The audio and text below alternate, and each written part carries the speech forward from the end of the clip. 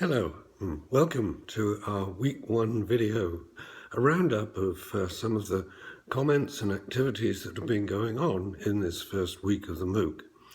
This is Tim Cummins, and it's certainly great to have once again so many people participating and such a lot of conversation going on.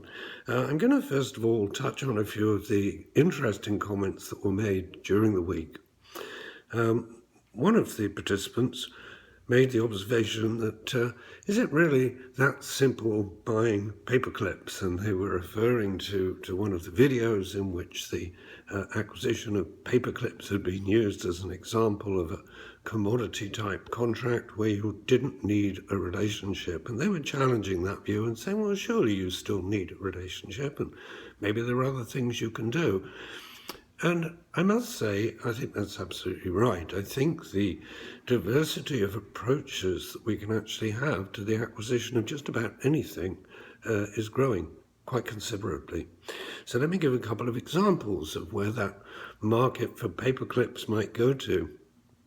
One of the interesting developing trends in the business-to-business market is the growing influence of platforms such as Amazon or its Chinese competitor Alibaba, and indeed the whole question, I suppose, of whether many B2B relationships will in future be conducted over Amazon rather than by using the internal procurement department. It's not at all difficult to set policies and practices that would regulate it, and certainly the reporting from Amazon can in many cases be far superior to that of the internal systems. In addition to that, of course, it could offer you live benchmark information. So I think that would be an interesting example. It certainly doesn't suggest that there's going to be much of a relationship with that paperclip supplier, but it may well be that we need to be more creative in thinking about the options for how and where we buy. But there's another example we worked on actually with the Australian government, one of their departments that was looking, rather than buying paper clips and pens and other commodities, but instead buying an outcome. They recognized that far too often with traditional procurement processes, the supplies that people wanted weren't there when they wanted them. So there was a lot of incremental buying, people running down to local stationers and buying at expensive prices. So there, the structure of that agreement was in fact to consolidate stationery supplies more generally and to work with a consolidator who essentially was paid on the basis of whether or not products were available when they were wanted. So you're absolutely right in raising that question, and I think we should certainly not take anything any longer for granted. Now, there was a second comment, which is not an unusual one, and it was making the observation that surely relationships often need to be adversarial, that otherwise they're cozy. Well, that thinking has been going on, and certainly in the US, the issue of cozy relationships was something that came up around 10 years ago and continues to come up, to be honest, in some of the major sectors like defense.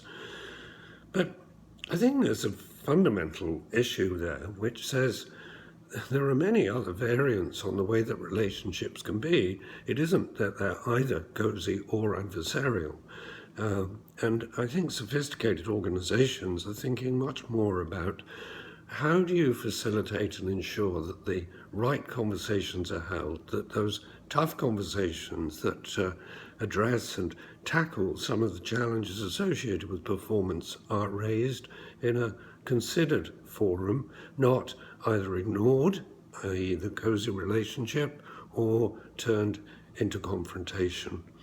So much of the work at IACCM, and I think we will be touching on this a little bit in later weeks, has been looking at how do you build better governance and performance management regimes, and much of that is done through a forum that we talk about as relational contracting. My third and final comment is going to be about the understandability of contracts, and a number of participants observed that contracts today are just far too difficult to understand. And of course, they contain important information. So the difficulty people have in understanding the contract really is a significant source of risk.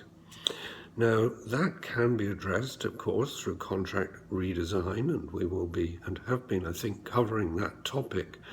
Certainly the issue of plain language is one aspect, but also the increasing use of graphics. We're seeing a welcome growth of contracts that actually use pictures, use graphs, use flowcharts to make them more understandable. Technology, of course, will also help tremendously in that understandability, and not before time.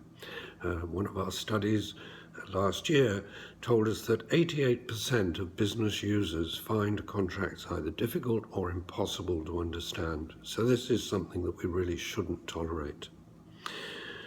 So my final comment will just be highlighting the Hangout, the Google Hangout that we ran this week, a live session where we were talking about digitization and how the digital economy will dramatically change the way that contracting is done, both as a business process and indeed the form that contracts themselves take.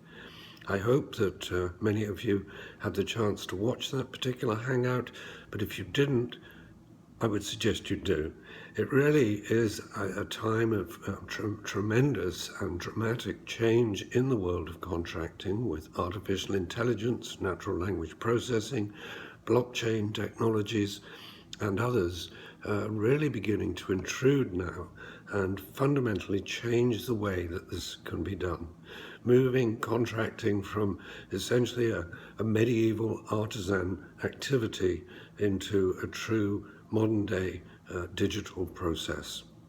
So thanks again for being with us, and look forward to hearing your comments during week 2, and I will be back next week with a further roundup of the week. Bye for now.